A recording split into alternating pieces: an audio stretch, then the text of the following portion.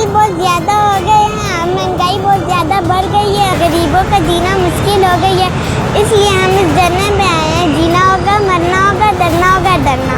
बिजली के बिल और महंगाई बहुत ज़्यादा हो गई है, हम इसको कम करवाने के लिए इस धरने में आए हैं।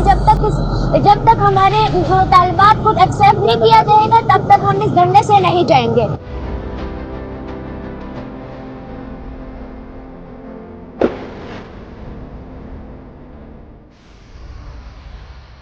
साल से ये पूरा एक हुक्मरान तबका है और जिसने हमारा बेड़ा गर्क किया है, फिर कहते हैं कि हम लड़ नहीं सकते।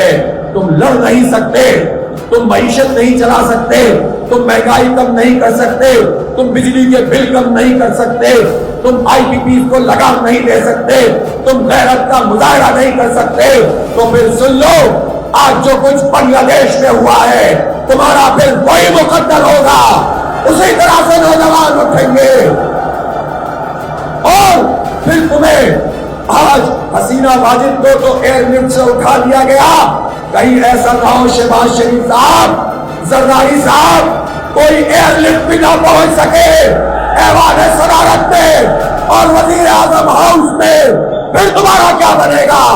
उस दिन से बचो और हमारा हक हमारे हवाले करो। हम खैरात नहीं मांगते, अपना हक मांगते हैं, हम गैरत मांगते हैं, हम हमियत मांगते हैं, हम जुर्रत मांगते हैं, हम तालीम मांगते हैं, हम सेहत की सहूलत मांगते हैं।